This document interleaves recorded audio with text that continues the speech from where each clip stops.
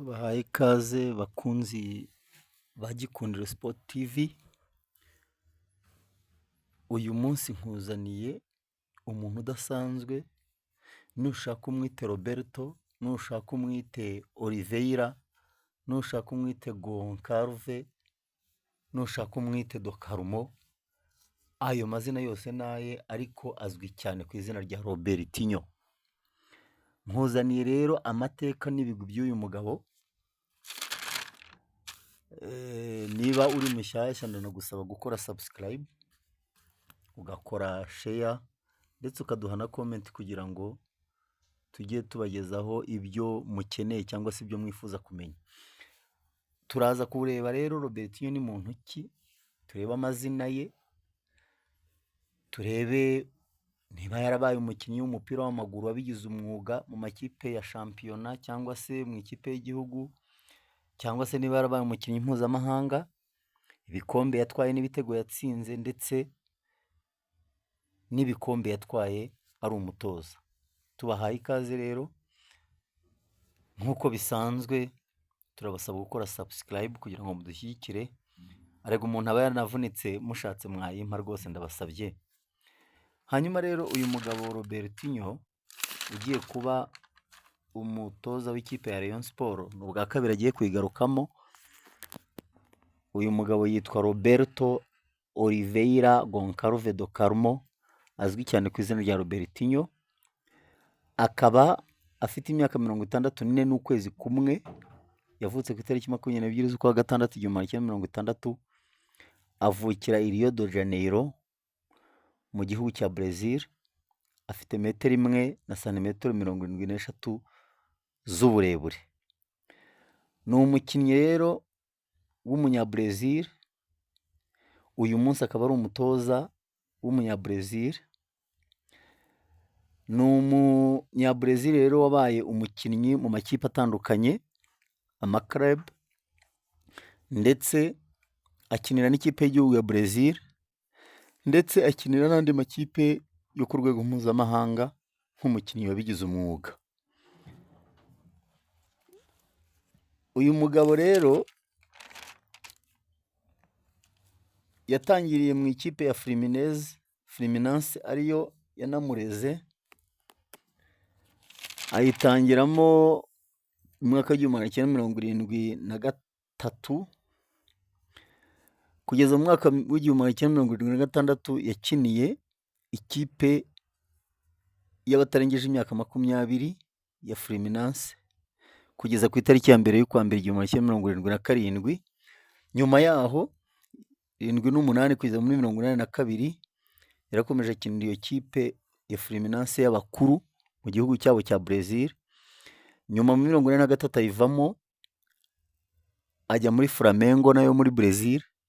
Nyuma ajya gukina mu Butaliyani mu ikipe yitwa Udinese Calcio ku itariki ya mbere y'ukwa mbere 1984. Iyi kipe ya Udinese yashinzwe mu 1896, ishinzwe ari nka sport club, ariko iza kuba ikipe y'umupira w'amaguru ku itariki 5 z'ukwezi kwa karindwi 1911. Yayikiniyemo rero, nyuma aza kuyivamo ajya mu yitwa Palmeiras n'ubundi yo mu gihugu cy'iwabo, asubirayo ayivamo muri 1985, asubira muri Flamengo ihita imugurisha muri Botafogo nayo muri Brazil mu cyiciro cya mbere. Aya makipe yose nagiye mvuga nayo mu cyiciro cya mbere mu gihugu cya Brazil. Ni Udinese yo muri Italy icyo gihe nayo yari mu cyiciro cya mbere. Hanyuma aza kuva muri Botafogo muri 1986 ajya muri Internacional nayo yo muri Brazil. Hagati y'umwaka 1986 n'umwaka 1989 ikindi ikipe yitwa Sport Recife n'ubundi nayo muri Brazil. Muri 1989 avamo ajya mu ikipe yo muri Brazil n'ubundi yo mu cyiciro cya mbere yitwaga Atletico, n'ubu irahari yitwa Atletico Mineiro Galo. Mujya mukunda kuyibona ababetinga yanditseho Atletico MG Mineiro Galo. Hanyuma mu mwaka wa 1990 kugeza muri 1991 aza kujya gukina nk'umukinnyi wabigize umwuga mu gihugu cya Portugal mu ikipe yitwa Nacional iri mu kirwa cya Madeira. ni kimwe mu birwa bigize igihugu cya Portugal. Iyi kipe ya Nacional yo muri Portugal yayikinnyemo, yashinzwe mu mwaka w'1910 ku itariki 8 z'ukwa 12. Izina ryayo yitwa Club Desportivo Nacional mu mujyi wa Funchal, igakinira kuri stade yitwa Estadio da Madeira, yakira abafana 5,132. Yayigezemo rero ku itariki ya 1 z'ukwa 7 1989, ayikinamo kugeza muri 1992, aribwo yayivagamo ajya mu Budage, ajya muri Globebank SV, nayo ayikinamo mu mwaka wa 1993, hanyuma ahita aritayaringa.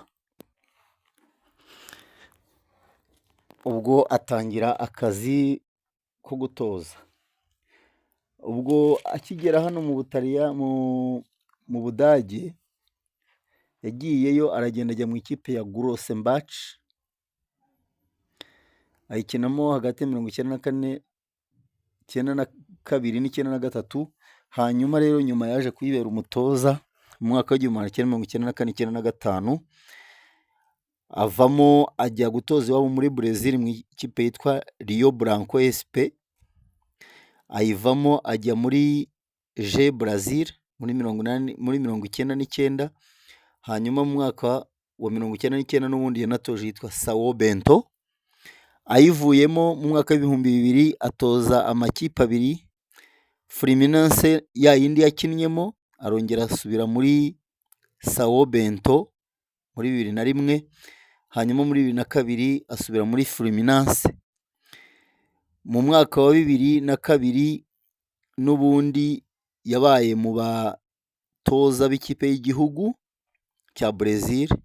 2004 atoza ikipe yitwa America LG, nayo ni iwabo muri Brazil. Mu mwaka wa 2005 rero yaje kuvayo ajya muri Tunisia, atoza ikipe yitwa Stade Tunisien. 2010 atoza ikipe yitwa Sharjah n'ubundi yo muri Tunisia. Hanyuma mu mwaka wa 2010-2011 atoza ikipe yitwa Hammam Sousse cyangwa Suse, ayitoza imikino 9, atsinda 3, anganya 3, atsindwa 3. Hanyuma mu mwaka wa 2021 na 2011 yaje kuvamo atoza ikipe yitwa Legião y'iwabo muri Brazil. 2012 ajya muri Formosa n'ubundi yo muri Brazil. Hanyuma muri 2012 kugera 2014 atoza ikipe yitwa Grombalia n'indi yitwa SG yo muri Tunisia. 2014 kugeza 2016 atoza iyitwa AS Aviacao. Iyi kipe ya AS Aviacao ni ikipe ntago ari yo mu ikipe yitwa Aviacao. AS Aviacao niyo muri Angola. Hanyuma ayivuyemo nibwo yavuyemo ahita aza mu ikipe ya Rayon Sport, agirana nayo ibihe byiza, atwaramo igikombe, anayijyana mu matsinda. Ari nayo nshuro yonyine ikipe ya Rayon Sport yageze mu matsinda ku mugabane wa Afurika.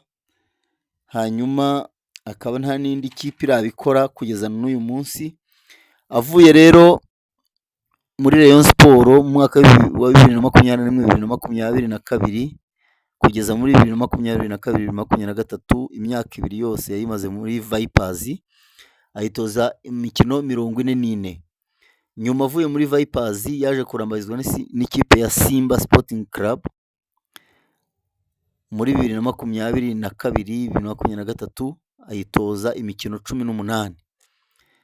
Hanyuma rero uyu mukinnyi akaba ubungubu ari umutoza. Hari imikino yagiye akina akanatsindamo n'ibitego. nko muri hagati ya 78 1978 n'igihumbi yakiniye ikipe yo muri Brazil yitwa Fluminense imikino 66 ayitsindamo ibitego 22, akinira Flamengo imikino 22 atsindamo ibitego 5, Palmeiras ayikinira imikino 14 ayitsindira ibitego 4. Hanyuma muri International n'ubundi wa muri Brazil yakiniye imikino 25 hanyuma atsindamo ibitego 2. Sport y'iwabo yakiniye imikino 23 atsindamo 6 muri 88, 89 akinira Atletico Mineiro Galo imikino 4 atsinda ibitego 2. Hanyuma hagati y'89 no kujya mu 1993 yakiniye ikipe yitwa Nacional yo muri Portugal imikino 50 ayitsindira ibitego 11.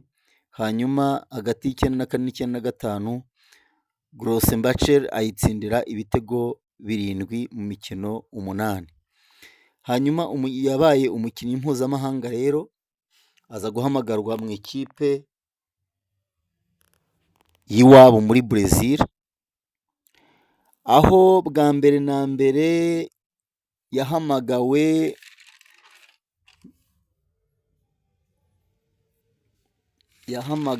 akiri mutoya mu 1978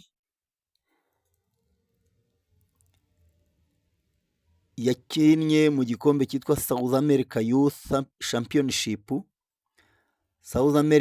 Youth Championship yakinnye imikino 3, muri iyo mikino 3 yanabonyemo ikarita itukura.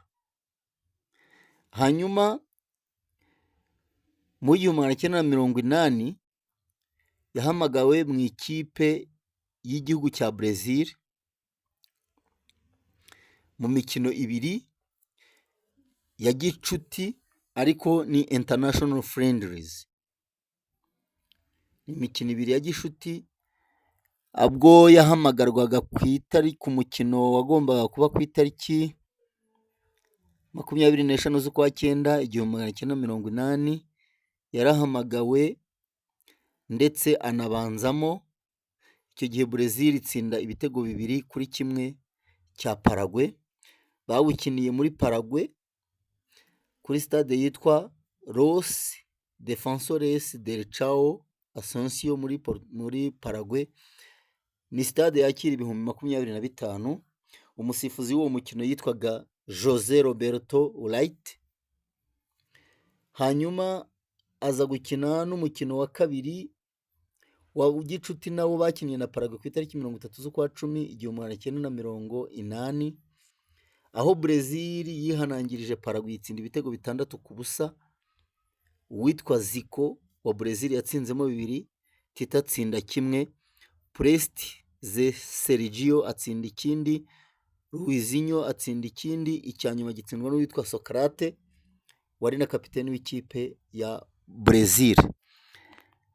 Warebwe n'abafana 59,000 n'abantu 60 kuri stade Serra Dourada, usifurwa na Juan Francisco Escobar. Hanyuma kuri uriya mukino ubahuje na Paraguay kuri 25 z'ukwa 9 1980 nta gitego yatsinze, ahubwo Brazil yatsindiwe n'uwitwa Presti ze Sergio na Reinaldo, ndetse Paraguay kimwe cyayo cy'impozamarira gitsindwa na Alberto Benitez. Hanyuma uyu mugabo rero afite ibigwi bikomeye cyane mu gutoza. Amaze kuritayaringa cyangwa se kujya mu kiruhuko asezeye ku mupira w'amaguru nk'umukinnyi wabigize umwuga, yagiye kuba umutoza. Yabaye umutoza ahantu henshi hatandukanye mu bihugu bitandukanye, haba iwabo muri Brazil, mu Budage, muri Portugal, aragenda araza ajya muri Tunisia, ajya muri Angola, ajya muri Kuwait mu ikipe yitwa Kazima hagati ya 2008 na 2009, avayo ajya muri Kenya, ajya mu Rwanda, ajya muri Uganda, ajya muri Tanzania, no mu Rwanda yavuyemo. Hanyuma uyu mutoza ni umutoza ufite ibigwi bikomeye, wabaye umukinnyi w'amakirebu y'iwabo nayo ku rwego mpuzamahanga, arangije aba umutoza wabigize umwuga, dore ko ari n'umutoza urwanirwa n'amakipe menshi, watoje amakipe akomeye. Muri ibyo rero hari ibikombe yatwaye nk'umukinnyi. Muri 1983 igikombe cyamuciye mu myanya y'intoki, abo ikipe ye ya Flamengo iba iya kabiri, ariko mu 1983 n'ubundi yatwaranye na Flamengo y'iwabo, aho yayitsindiye ibitego 5 mu mikino 22, batwara igikombe cya shampiyona ya Brazil mu mwaka w'1983. Ahandi henshi yagendaga aba uwa kabiri, ubundi ikipe yabo ikaba iya kabiri, iya gatanu, gutyo. Hanyuma rero amaze kuba umutoza, yatwaye igikombe ari umutoza ubwo yatozaga Rayon Sport, byatumye anayijyana mu matsinda ya CAF Confederation Cup. Hanyuma avuye mu Rwanda yahise ajya muri Uganda, aragenda ageze muri 2020-2021 atwara igikombe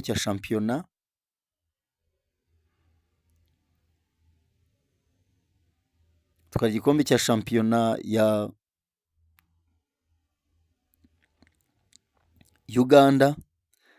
Hanyuma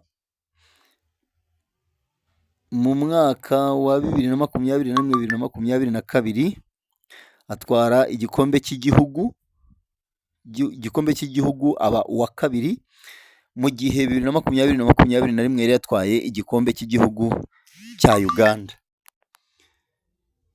Hanyuma muri 2022-2023 atwarana igikombe na Simba. Hanyuma 2021-2022 nibwo yatwaye igikombe cya shampiyona hamwe na Simba Sporting Club. Ibyo rero bimugira umutoza w'akataraboneka, umutoza wabigize umwuga, umutoza ubizi, dore ko yakiniye mu maklebe menshi y'iwabo, muri Brazil nyine, muri Portugal, mu Busuwisi, mu Budage, mu Butaliyani ndetse n'ahandi. Aho hose naho yagiye anyura nk'umutoza uzwi. Aba rero tumwitezeho iki? Aba rero tumwitezeho kuba ari umutoza nyine watugiriye akamaro, akatugezaho abandi batoza bose batari baratugejeje. Bakaba bamwitezeho rero yuko iyi kipe ya Rayon Sport azayigeza ahantu hakomeye, dore ko ari umwe mu batoza bari muri kano karere bakomeye. Afite rero lisanse ya UEFA Pro, imwemerera rero kuba umutoza w'akataraboneka, imwemerera kuba umutoza uzi gutoza mu buryo bufatika. Aba rero bitegure kumwakira, dore ko ubu ngubu ngo ari mu mayira agana hano mu Rwanda. Ejo mu minsi ikurikiyeho tuzabagezaho ibikombe Rayon Sport yatwaye, n'abo yabaga yakinnye nabo, ndetse n'abakinnyi babaga batsindiye Rayon Sport kuva yashingwa kugera uyu munsi. Rwose kubitegura biragora, biranavuna, umuntu aba abihaye umwanya, nanjye ndabasaba subscribe ndayibasabye, niba ukanzeho ukareba, niba ukanzeho ukabona harimo akantu mu byo tukubwiye, waduha n'iyo sabu ntacyo byagutwara. Bakunzi ba Rayon, bagenzi bacu dusangiye ikipe ya Rayon Sport, kuyikunda no kuyifana, ndabasaba kugira ngo mukandeho aho ngaho kuri ako kazogera, kugira ngo ibiganiro tuzajya dushyiraho muzajye mubikurikirana. Uyu rero Robertinho byitezwe ko azagera mu Rwanda ku munsi w'ejo, agahita anasinya amasezerano, cyane ko hasigaye iminsi mike kugira ngo ikipe ya Rayon Sport ikine na Azam mu mukino uzabera kuri stade Amahoro, ukazayihuza n'ikipe ya Azam, ndetse ikipe ya Azam ikaba izaba iri hano mu Rwanda ku itariki 3 z'ukwa munani, ku munsi cyangwa mu cyumweru cy'igikundiro cyangwa umunsi w'igikundiro wa Rayon Sport. Ikindi, hari amakuru ndi gukurikirana neza ajyanye n'uburyo hari umwataka ugiye kuva mu ikipe ikomeye uzaza kuba umwataka w'ikipe ya Rayon Sport, cyane cyane ko nk'uko mwabibonye ejo bundi igihe twakinaga na Gorilla, imipira yacaracaraga imbere y'izamu rya Gorilla ariko ikabura umuntu, ikabura umwataka ushoboye watsinda igitego. Hagombye kuba harabonetse ibitego byinshi, ariko kugeza uyu munsi nta mwataka uraboneka. Ariko hari aho nakubise igihuririzo numva y'amakuru yuko hari umwataka ushobora kuva swate mu Bugande cyangwa se akava muri Kameruni, ariko umwataka ukomeye, umwataka ushoboye, atari babandi baza tukabona barawusimbukaho kugira ngo butere mu izamu, ahubwo ukabanyura hagati y'amaguru. Rero bakunzi ba Rayon Sport, ntimwihebe, ntimuhangayike, umuyobozi w'ikipe yacu nawe yarahagurutse abirimo kandi bizagenda neza. Ntekereza ko tuzaba turi ikipe ikomeye kandi ihatanira igikombe. Yego, baravuga ngo na nyina wundi abyara umuhungu, ariko nubwo bose baba ari abahungu, hari ugira gutya akarusha undi imbaraga, umwe akaba ashobora undi n'undi akabimenya. Rero twebwe abareyo ntawe udutera ubwoba, nta n'uwo tujya tugirira ubwoba. Kamarampaka ni ikibuga, ni abakinnyi, hanyuma ibindi ni mu kibuga.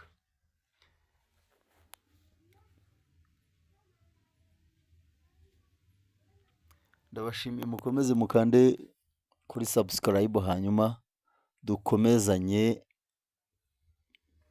mu makuru atandukanye ya Rayon Sport ndetse n'andi makuru yo mu buzima busanzwe. Murakoze, umugoroba mwiza.